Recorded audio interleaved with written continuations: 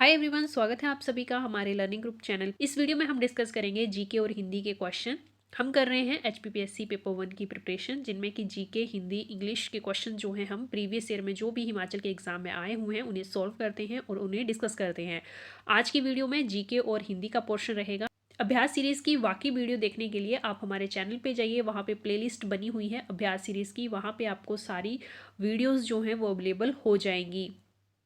इसके अलावा मैं आपको डिस्क्रिप्शन बॉक्स में भी अभ्यास सीरीज़ की प्लेलिस्ट का लिंक दे दूंगी, आप वहाँ से भी बाकी वीडियोस देख सकते हैं। चलिए स्टार्ट करते हैं।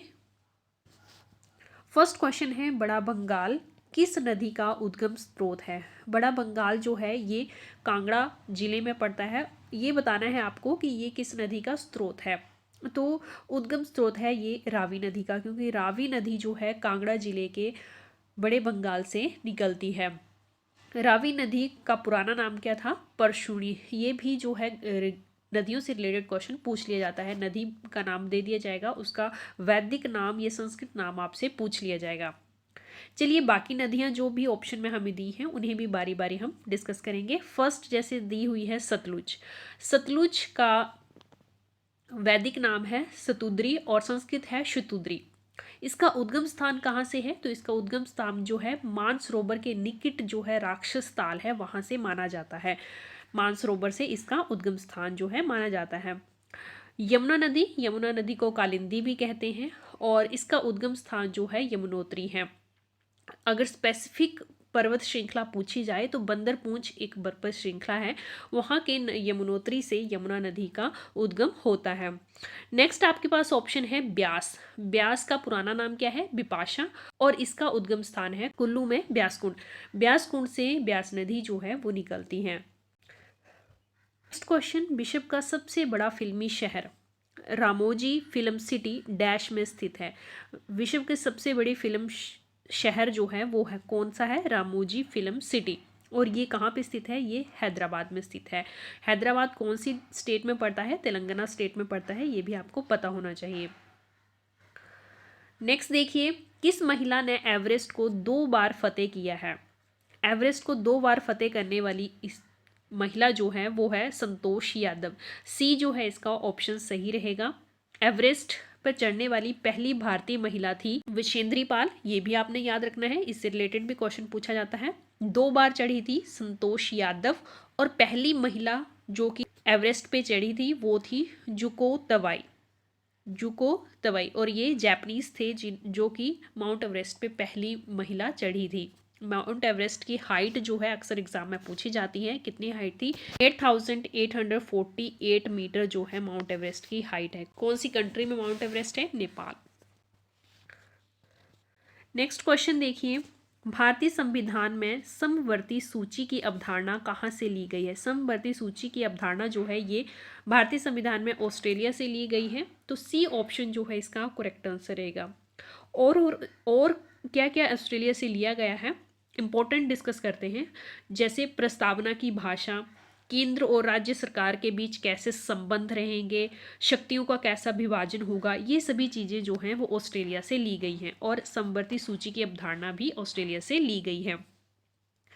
अदर ऑप्शन की बात करें तो कनाडा से भारतीय संविधान में क्या लिया गया है? जैसे संघीय प्रणाली का विचार, मानव अधिकारों की सुरक्षा, ये कनाडा से लिए गए हैं। आयरलैंड से नीति निर्देशक के सिद्धांत जो हैं ये आयरलैंड से लिए गए हैं। फ्रांस की बात करें तो फ्रांस से स्वतंत्रता, समानता और बंधुत्व के जो सिद्धांत हैं ये सभी सिद्धांत जो हैं भारतीय संविधान में फ्रांस से लिए गए हैं। किसी भी कंट्री से क्या चीज़ हमने ली है अपनी भारतीय संविधान में, ये पूछी जा सकती है, तो सभी का आपको पता होना चाहिए। नेक्स्ट क्वेश्चन देखिए, गदर पार्टी का मुख्यालय किस नगर में स्थित था? गदर पार्टी जो है इसका संबंध था अमेरिका और कनाडा से, तो इसका मुख्यालय पूछा गया है। पिछले वीडियो में हमने बात की थी, वहाँ गदर पार्टी किस देश से संबंध रखती थी, वहाँ पे ये क्वेश्चन डिस्कस किया था। आज हमसे यहाँ पे क्वेश्चन मुख्यालय से पूछ लिया गया है, तो मुख्यालय इसका था सैन फ्रांसिस्को। बी ऑप्शन जो है इसका सही आंसर रहेगा। गदर पार्टी का गठन जो है वो हुआ था 1913 में। इसकी स्थापना की थी लाला हरदयाल ने। लाला हरदयाल ने पैसिफिक कोस्ट हिंदुस्तान एसोसिएशन की स्थापना की थी, जिसे बाद में गदर पार्टी का नाम दिया गया। इसके अध्यक्ष बने थे सोहन सिंह भकना, ये भी आपने ध्यान रखना है। नेक्स्ट है भारत के संविधान का अनुच्छेद 21A संबंधित है। 21A जो है मोस्ट इम्पोर्टेंट अनुच्छेद है भारतीय संविधान का, ये किससे संबंधित है ये आपने बताना है। तो इसका बी ऑप्शन सही है, ये शिक्षा से संबंधित है। इस अनुच्छेद में 6 से 14 वर्ष के बच्चों के लिए निःशुल्क शिक्षा जो है उसका प्रावधान किया गया है। बाकी ऑप्शन की बात करें, समानता कौन से अनुच्छेद से संबंधित है, तो 14 से 18 तक के जो अनुच्छेद हैं वो समानता से संबंधित हैं। स्वतंत्रता से कौन से संबंधित हैं, 19 से 22 तक के जो भी अनुच्छेद हैं ये स्वतंत्रता से संबंधित हैं। धर्म से 25 से 28 तक के अनुच्छेद जो है भारतीय संविधान में ये धर्म से संबंधित हैं, हमें अपने अपने धर्म को अपनाने की स्वतंत्रता देते हैं। नेक्स्ट क्वेश्चन देखिए, भारत में सन 1975 से 1970 के मध्य आपातकाल की घोषणा किस अनुच्छेद के द्वारा की गई थी।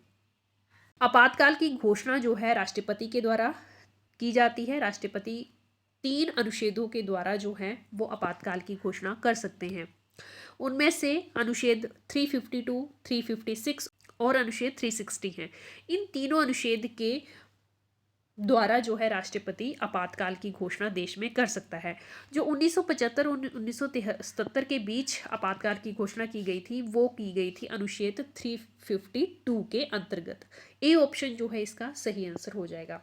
कौन सा ये आपातकाल है, ये है राष्ट्रीय आपातकाल। राष्ट्रीय सुरक्षा के मामले में ये अनुच्छेद, इस अनुच्छेद के द्वारा जो है आपातकाल लगाया जाता है। बाहरी आक्रमण हो, देश के अंदर विरोधी भावना हो, उसके अंतर्गत जो है आपातकालीन लगाया जाता है। अभी तक भारत में 3 बार राष्ट्रीय आपातकाल की घोषणा की गई है। अनुच्छेद 350 के थ्रू जो है वो 3 बार आपातकाल की घोषणा की गई है। 350 में राष्ट्रीय आपातकाल आता है। कब कब की गई है वो आपको बता देती हूँ मैं।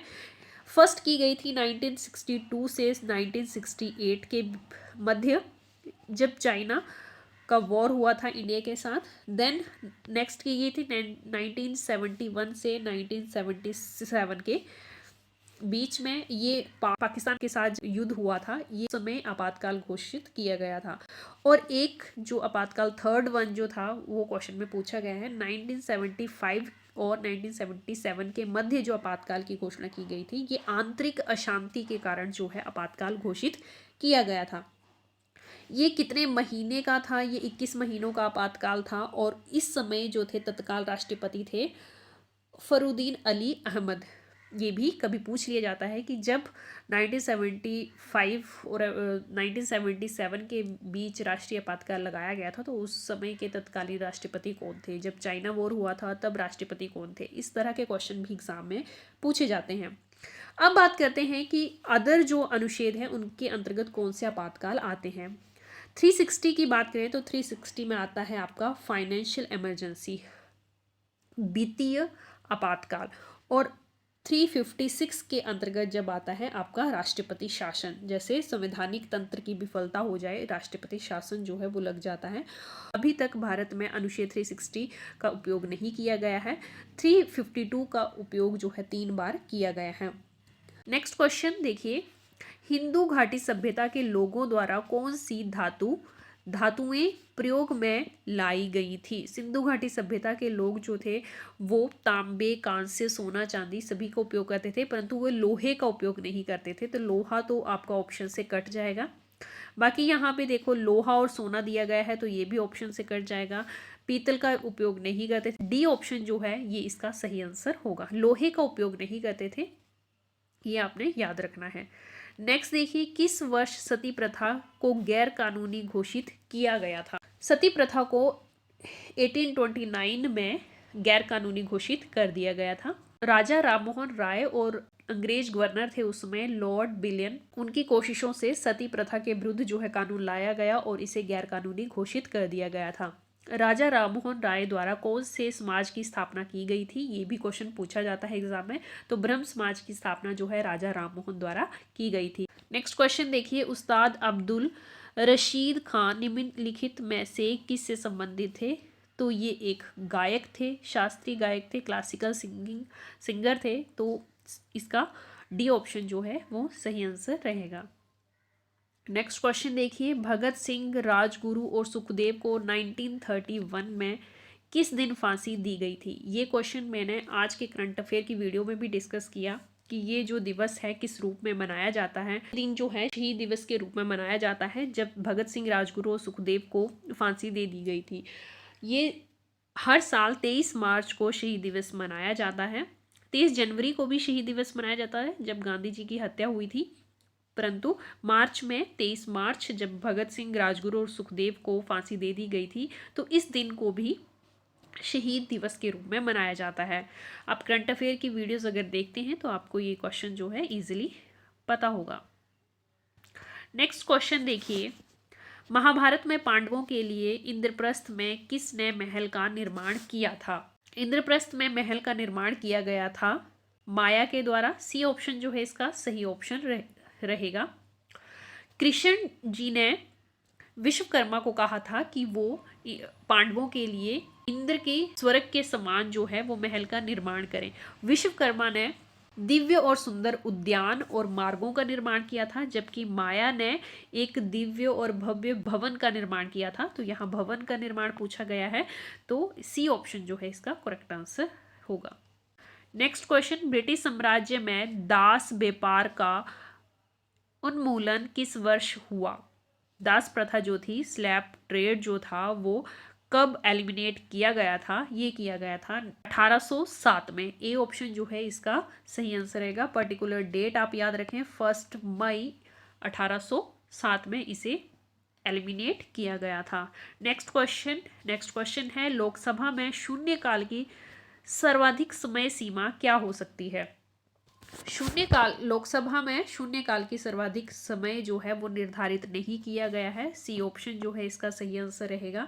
शून्यकाल जो है प्रश्नकाल के तुरंत बाद स्टार्ट हो जाता है और जब तक कोई और एजेंडा डिस्कशन के लिए नहीं मिलता तब तक जो है शून्यकाल जो है वो चलता रहता है। इसका मैक्सिमम टाइम जो है डिसाइड नहीं किया गया है। सी ऑप्शन जो है इसका सही आंसर रहेगा, अनिर्धारित। अब हम करेंगे हिंदी के क्वेश्चन सॉल्व। हिंदी के सेक्शन में फर्स्ट क्वेश्चन है हमारे पास, हिंदी वर्णमाला में प्रत्येक वर्ग का पहला, तीसरा और पांचवा वर्ण क्या कहलाता है? हमने व्यंजन को वर्ग में डिवाइड किया गया है, जैसे क, ख, ग, घ, क, ख, घ, न। इस